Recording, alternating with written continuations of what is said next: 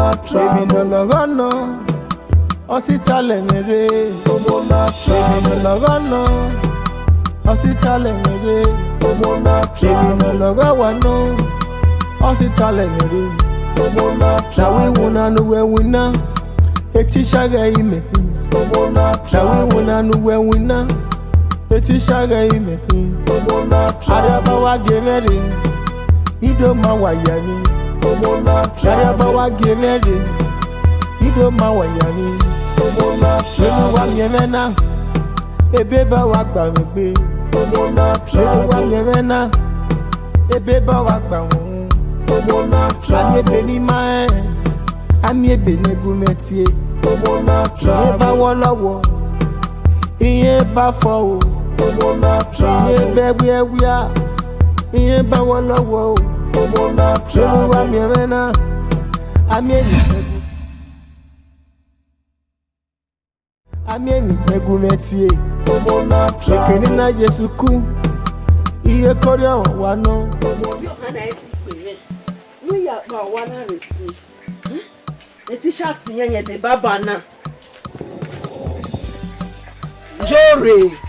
Jore, wait it be me. Mami Jene, you like passing. Wait shirt you wa or to ru or to waya. Una ya mo don ime imo ati wa ile gbina. Je, me agbina. Mama roya, oro eti gbe me. I lady, I go with ma say so gbon gbe ma bele emozo me. If not soon where the man teacher will teach my way lesson. May say, honey, it don't have his jolly, I money I have a baby. And I'm a teacher, a teacher now with my way a lesson. Then my mamma baby, when the teacher and younger sent a baby, and I did battle me, Emma, most my boyfriend in a submitted. Who see I done? And because if I never more, you have a marker and I submitted. That's all my way to see I done. Oh, my jolly that. Magic be now. My dog now because in a big way or say necessity my brain is intelligence stays category or say any make been a school area like a bonnet as well be is a all you to reduce my medulla oblongata and fast forward on my radio call you Eleve ene. Wayale. Ikwe yale. Oh, koje maya ke mi gbe mi we una ma ke no alu yale. Teacher meta ma wo waye eleve or reduce my assessments and the conversation. Honestly. When a brain ya fast one let unity more. Man, what a man na. Imala ko ma wa ko ri o video na. Zegia la wo word delay me. Baby no logano. Ositale mere. Baby no logano. Ositale mere. Baby no logano. Ositale mere. Aruwe. Me ho wa ron e me ka o touch me ka gbegbo da ge odo wa do ya gwa le ni ya kwa mi ma we buga arena obo yo ko yo we si ni ana me di abeje aruwe okuno gba wa gwe amarinu ere no ko yo we si e no ya mere Ojun we ahwe dikito kire announce ni winalele we yan de we mana na we do ikama we adewu ma eron we so te we se ka emi ya fe nu gbata na ni dia give we doctor nya we adie ewuna me to we ma eron we se no do ta ma me so pon imeri hogbeko me me de mata kian so pon ibi do ga ojo we be fi emem na wo de mata no mata no ba ya fe ra mo gbe kan e no ya yi kan we akwa no me ga dia kan me du gbo me du go yi nu da we owo wi ta se we ogbo ya ga re ya ga bele dade owa na ri ni owa ya ga dole gbejide gbe ma isasa de gbe na ran o mo kunrin abi ja ni ni aga iye ni gbin aga ideyo nda we ugbo e ma gbe be no gbagbo so pa e ma na ki so wa ma ki mi e wa ekini ya tota yodo e ma ni re nya ya mi abe ekini ya tota yodo eri me hola eri onu a eri me hola la ki so wa ma mi o wa ta ni doctor yan ekini ha tota yodo go ya buyan ọba ma bere so pa obe ta se bere ogwo ogo na hin adile ti sa na adile ti sa o na oni mo egbogo ni ye ma hin adile doctor na wo gi me uji ki wogo no ke na ari no ge dekito na o squeeze oge o mama mi ni to da wan egbe mara o ma no do mu egbe ra a boya ri ki o be boy na hin no ari hu no ma ohun na ge no kwa no e no kwa ni hin o we fi ara yin ayire ne yan are ne ari ne dadi na ha isete o ma ko be meji meri ro pa ni me de ye ro pa o ya gegwe o ma sun afun o de ni wa be yoko ma igbe e ya ni ya kan pe ya we ro pa di be awo o mi amekere ni kun mi iwa ne no vie hun o ari hun mo na hun na mi ave gbogede ba no we avio wa to we si afi maro so ba we ni mo ya so gbe ya ba Monica mi ya we doctor ya mo gbe ko doctor wa ku e we si ye de ri ro pa wa ku ye de jugbo iwon àwọn ado wa o ma me me gbe kan me bi me ko me ma dia kan o wa so iwon e gbe me dia ri o ye kere o ke ka o na pe bo na abala ni are o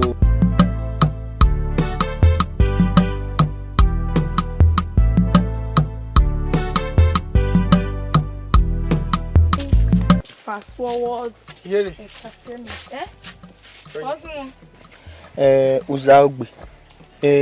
Kugba kere iwa yawo anyway. Mama wo. Mama wo. Imabi ne yata ma we. Iba we anyway. You ma we aro zebe igbakia. Kere na de imabi ne yata ma we. Ya, emi no we mana. O Emma. Here. Emi don la de onu we no here. Me, is one of all people, the most intelligent girl in the village now. You are metamorphosis intelligenti phagosis. Okay, Yere. What are you saying? Uwe mu mero bi na. Oh! Ubele na, amafie pa ye gbiwe ne. Ime koye we na. Uwe do ye we. Ye koye we na izebo no kokoma we ba. Uwe adi gigu we gwa we ma we aro zebe igbakia ni oni ri ma we no atebomia. Ebo zema we. If you have ebo we ze we ma ebo we ze. You are not intelligible somebody. You are intelligible somebody. Only omanere magba because omanoma as in omanoma deyo. They to they wan ebo ni ze. Intelligible somebody. No. Me maje school. So what man ebunu we ze na magba. Omagba. Neri me ze na me egeri mi na aragbon. Oluga no we ze na. Ebunu we ze ni me ekeno ya dekun. Uwe we azo ni ere ya zo. Sta so dani aye ko egere eruwa na ze bo ebo magba wa ze. Meka ni ma je na. Oh, di me zoma say o no dey intelligences ya dey nda ima we na marry bana ma do orogwa pa o ma we na yan me gbe bana for example ma na me gbe ban me ga se bo ma we do as edo meme my biena ele ni udo controversive udo controversing ya Yere ni se udo to ma ya bie dina here do bon wodo oto ni ame o ga lawyer mega doctor dem ma here bie ma do bie police mado be a pastor, mado be a yabo by you when or collect ironima, the mado be a bo. In case a yabo and a minute de coin or boy to support, a pastor de runda, a police mudia, there a lawyer stand yo, a boy okay carry some material damage judge. And madam when interested still somebody now. I cannot do that. They are useless set of chameleon somebody. Ijori, I'm a fisher. Where I doctor, or therefore I lawyer. What will be a book? What will be police? What be your boy? No, I'm a fisher in here. Everyone wears any head around your mammy. Oh, wait.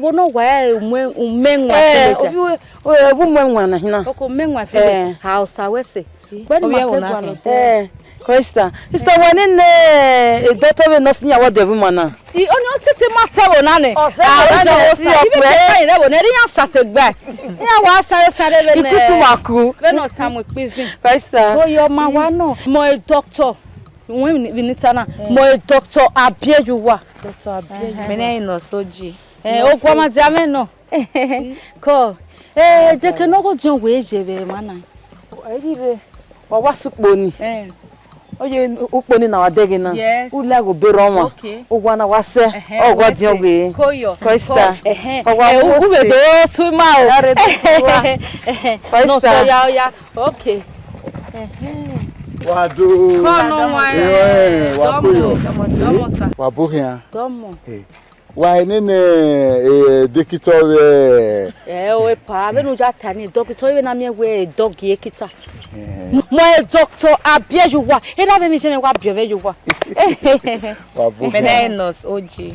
Wabuhia. pa gwa me no ya igwa muto meke igwa te wa nurse rejection ile nurse ye scissors ni me o na enwu no we Ogwo wan ya we no. ko ba Wakuyo. pa domo la ogo ti ogwe o jere be ma be mi sister pa o do te ge ma so popa ni mi amia ne be Yire waso ene. Mami wa wasu won e ma. Wa ila go be iro ma na. O wanu waka wa seva. Edi o ka wa imi amia. Ye wari ba e ko wa ba ya. Ba sa wese. Wabuhia. Baba jaji ge push me ti ware wo. My bush meeting. Wow. Nurse. Emi yaro. Wabuhia. Domo wese. Ko aba. Wakuyo.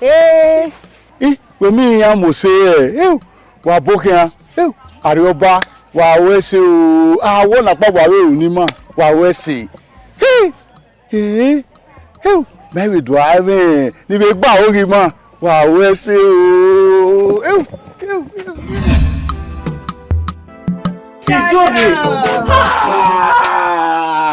Jesus. In fact, in doggy, you have A1. I will add it to your subjects in school. Yeah, add them that subject way. When we are going ban, to amend you where here kwa. I will do that for you. Why am I your teacher? Why am I your lover? Why am I your teacher? I love you deep down from my heart. You love me deep down from my kidney, from my soul. Everywhere? Yes. Oh, Jesus. Yes. I will not like come up for this village again. I will live here. I will marry you here. We will born children here. What marry? Yes. What marry? You are to my heart. Yes, so. The one that cover your face. Hey, we want to learn. You got learn. Don't worry, eh? Don't worry. You don't like you one. You don't have to do that. You just still listen. Money like you when you don't we cannot say but one take I know them. No problem. We are do. You are too good. I love you. It's too good too. I love you too. I love you deep down from my kidney and from my soul. Jore. What's on? What's that? I'm an teacher. I see you. I love you. A teacher will eat your love. See you. Can you just imagine this little girl? Wow, so. Eh? Coming here to seduce me. What the fear could be your mouth? What? We had to wear biology. Now, okay, let me get to school first. I'll teach you there. Oh, well, no, teacher, I beg now. Beg. As I don't know, so. Now, let's go inside. Now, no, you are not going inside. Here's the restriction. In that time, we call it is only my babe that has the right to go into my room. Never go away. I want us to come and do me and pass me now with me. Now, please get out. Will you get out? Tell me, say. You hate that, you know where I love you. Me hate what you get out. You know what they will do. You know where you are attacked when I was so rude to her, so I had to just keep it. As well. What sort of nonsense? Me say. What woman? I won't do my Benin. My woman to me. What sort of nonsense is that? No, that girl is provoked. See, I will do something about her. You can't do something my guy. Around nonsense. Where Where's it? Tisha. Where do me? This one you are smiling like this. Go, Joe. Go. Tisha, we care at then my via winning we go a room winning. Yes. My day you say you you are on your heat period. Period. Tisha, even in my vow no go there you need. Making. Urwe, go inside. How do you way wa me? Ya way wa me. Tisha. No way dia, no way dia. When we there. Yes. Ya we there. O ma na nyafo, uri obona wo okunu e be dia, no ye be gile ni. Uri obona fi okunu e be dia, no ye be gile ni. Unya. Yes. Unya. Go inside and nyai for me. Tisha. I'm coming right away. Go kill me. Oh, this is go kill me. You're in a 4. I don't know how many. Man, no. I got him. I beg go. You go my way, Yanni.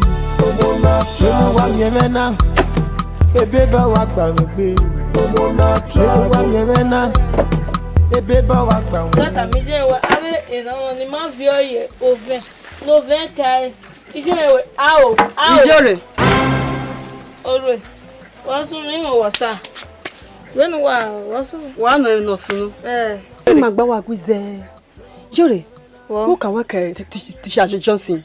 Tisha Johnson. Tishi my friend no. Jore. Tishi my friend no. Who na ilari wo wa. Where as you understand. O ma gba we gini gbe wona gie de kekekekeke. Jore. What's the matter? Egunwe egeni ni o jore. Wow. Egeni ni o. I'm not my wo or ti I matter. But don't go me don wo. Matter. Okay. Jore na hamu we na we emi ni o ni o ka matter no. We na ebu na. We ni yagbe agbe na. When Jore, we yes see we ebu na. No dey shout again. Je me work wa. I never know ma o. Je me don yin. Yes, what it on your makane. Me a God do dey rap. Jore, what it funny. Oh no man, oh no man, there's not my business. What funny? He me hate some when I wear Tisha Johnson. Oh go no. I go senior. Oh I go senior Jore. Ina ho level na. Emi ya we, ya so ya all we. Even never seva. Tisha Johnson. Eleke man the black. Black skin girl. Man is fair now. Egbe mana or like. So Rudoni, we are called Yawi Wadi. Yawi, come on, rubbish. Me. Flasking girl. I wanna know. Yeah, boy. You are fine. Baby, walk down with me. Baby, walk down. I'm a Benin Movies. Never wallow.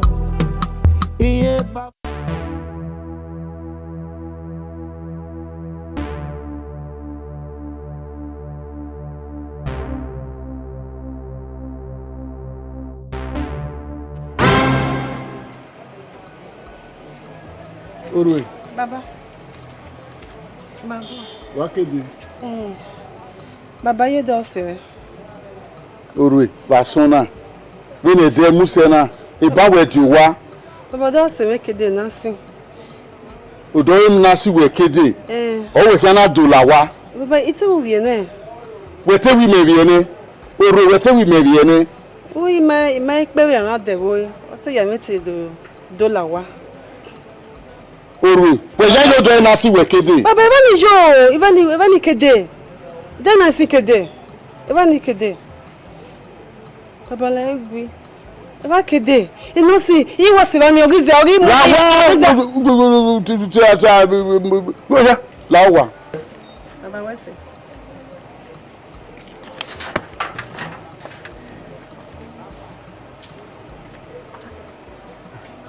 Sanu daziwe ni ka wa we se o. Na ebe ba wa gba mi gbe. Omo na try wa nyere na. Ebe ba wa gba won. Omo na try.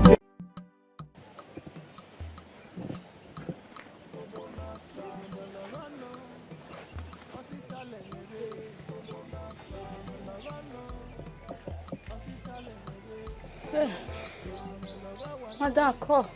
Oh, doctor, please you. Okokio. Genwo wa yegege don da fun gbe tinwina ni yenwina ji. Eji una ugbo ma gbe. O de genya emi ya fe nu wa kon yenwo o gbado eji. O ki wa pe hun bai. Your husband don't know if for that matter you mad at. Won ni kama we na. Awu gege yen wa o wi pe so na u gege e bere o. Ekemi na to ti je bebe kemi ro wi pe ya de yen wa gbe fo. O de gemi na ni a. Mo kebe we de ni ge. O da fun we de ya e. Ikebe o kwaje di ebe tete nwina. O da fun gwe yen nwini yen ja we perform. O ma make sense uwe. O ma make sense ayi me gbe mi ana. O da o ka ma won no kan so no. Why so come da fun we adom you know. He put her through some things Call. No we kan we yare ba no ton gbe.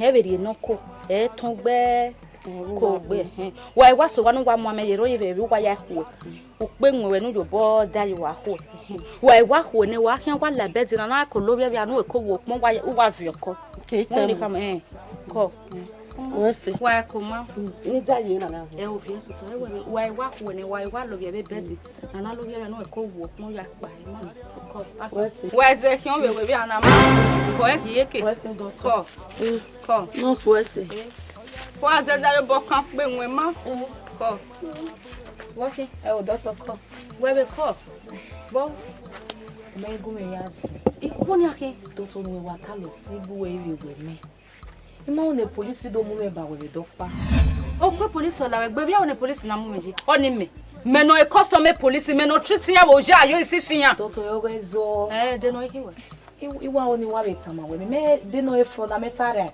okay treatment mami we manage school fundamental human rights iwu we me here ege me na je school me bi wa na jue isu e here pure water ni me je school ege me na je school we ka wo emi are you trying me doctor ego tegbe no mu we okay dege ni o te mu e wo ni ogwe no kia me hu nu rie doctor na wo ko iwu yeye gun wa mu nu doctor me say yo iyo ni to me ma iyo ni to Viens no si me. Doctor me say. Iye ti do hu je gbo wo kan. Ki o pe no ki o hu e. Ki o no si me gun me ki o doctor. Me je draw si e ti ki doctor. Ye i ku e ku awa de tell you won ni we o. Iwu gbe ma pa gbe. Iwu na kan wa na. Ve ki o wo gogo me ne ya ve gogo. Doctor ma je draw. Wa jo. Gbe ma ko ki me. Ti mo de bo kun we na ra we fo we na ko ki me. Wa de ke we na. E data ga I make You're my sexy baby. My love. Oh, you are so beautiful. We say, you want to No, I didn't now. Live survive barricade man. I have barricaded it. In English or by you, or not certain so can certain level. That's my baby. I would like to give you forehead. Yes. Okay. What's up? What's okay? What's up? So, una time odo wedere we o malake bla skin get. No. Odo fake rumor here. Why would I tell her that? Odo is nonsense. Nonsense. Nonsense. No. I can't. This is green photosynthesis. Oh yeah, green. Photosynthesis. Yes. Oh yeah, green. Yeah, no. Na ikakana ibo. Green down. Well, yeah, now. As I was saying. What are you doing for? What the You went for? One more. Anyway. You were doing what you me. One man, why you bomb me? What? When we debate with the game, may be photosynthesis. Who may be? Yes. Who may be? When of the Fagoana? Why you bought me when I feel coffee? What is wrong with this one? Okay. What is wrong with this one? Can't you see I'm teaching her the photosynthesis, how it makes the leaves green? Yes. Tell you a spiral jira. Only your biology. Do you have anything in your head at all? The biology teaching. What one are you? Yes, biology. Don't mind him, Yuri. Oma, you were saying. Who marry? The man in rock, my rock, why? Namaro. Yuri. I thought on it. What's it again? I saw any beauty. Mamu went no me got to take it. Mujana, Masedio. I saw any beauty, Mamu went no me got that. As a best of down, I'm going to be in way. Only say no. Big, come on, boy, come on, the one boy, my member, look what you mean, eh? So what am I? Alright, calm down, calm down. When Walile, follow him, eh? Yain, okay, so one okay, Yogera, Baboy, why I in a juice system for him. Le biology, yes, the biology, Walile, and you are in here. Don't you lose your Emina, we don't know, we don't break here. Yalu biology. Zegioki, what's in an aqua? Mana, I assure you of that. Baba, I love you. Love you too. This boy. Oh, Johan. Better what's in on you? I'm on a school. Huh? Yuri. Adi. Where go? I'll get no batuna, I'll get me or batuna. It's horrible. Meteleng your way soon. It's already a school now. Or a school? Oh, when I go there, meteleng your way soon go there. I squad Joe or more. Emina go this. How? Oh, we were planning what we may. You said in no, he said in no way or Monabu. Is that in no? I squad Joe. Oh, when no law, I go cook me, and who kill your talk. We majo, we see no Joe. How? Oh, no party squad you again. Ọdún la wà bro gigbe ere ke ya me ma gbe ke ya je mejo ma ya prep school ebo na ni ka je school odi oge o ka patetu ni de kwa de wa ne oge patetu we dey go now we nye no je we school gbera si na we nye no gbera si ai na no na ye la ge fi an me be ke na no gbe ndagbe o gba o mo se na woni no we na ta no dugba jo bi imajo no papa ora ya ni me kai si ai me we no hian ho no to ta do ni ore ni angbe la gi ni an lori ye school ni amugi e ime we nu goji la go umajo uge no ojojo aw David ono duwo ni wa popo ye gbere ipopo ye gbere ora nege school wo wa mu dai la ti gbogo ya ye school ni wa ti gbogo ya we we ma mi ebono sele bi ati sele ebono sele bi ati zolo mama afyamero mi agba ti sin ya mi ninu nda we be ngwe yen opa mi ho oku no ya gun gbo re no hia he o wa ta ma je isi ata mo egin egbo he ogun ya na ko ise ti gbogbo ya ri omo ye school ami ogun ya na ko du ja no don gun eri we wa ta se oye bo pin we eti Zeko mutiana, oni se. eti oye wa ku tin what in ba Zeko mo bana o se nyana mo yi oni se. Oye ni ate tamawe, nu na fa na ba ni ba ma ku me na tamawe. no ate tamawe Ela me so gwa we. Era do gwa we Ade wu. Era we not try it. You not trust us. Amare. Ela me to tamawe we wo be ani we mo wo yo ni o me. Gwa mi abi pe an ra mo to ri OGBEMUDIA ayin ma we ni yan ari me. Ina we yo me yan. We Zeko ori me mu. Me. Yes. I fall in love with you. Jesus. Down from my heart. Pui. You fall in love with me. Bege ni ma we teacher na mu de ma. Oga wetin ya mama be. Mwe mana siko radio. Mama be etima we mi ropa. Why we ropa? Na we mi ropa, huh? Go to time me kadu ade we me. Megwa. Future wife to Iseko. It doesn't look ya we. You am mad. Mama. Why dey we ropa? Na we mi ropa. E pe no yo baka we. Awa. E ge yo baka we. Try. Enu we wa ko yo ne no ne. Ge, ogi me we kin. Why you tell me that?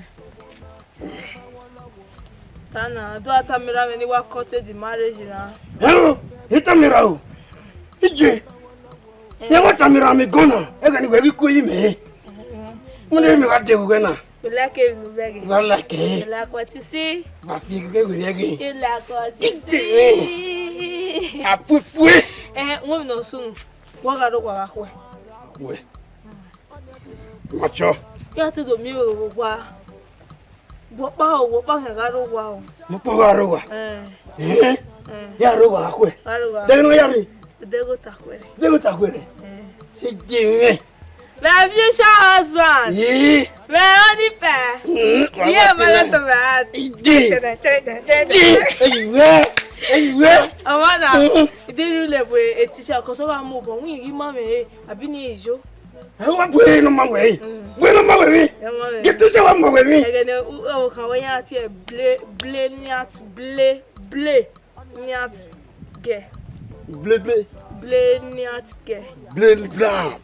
Ble niat ge. Intercontinental paragosis. Even ma we ni o.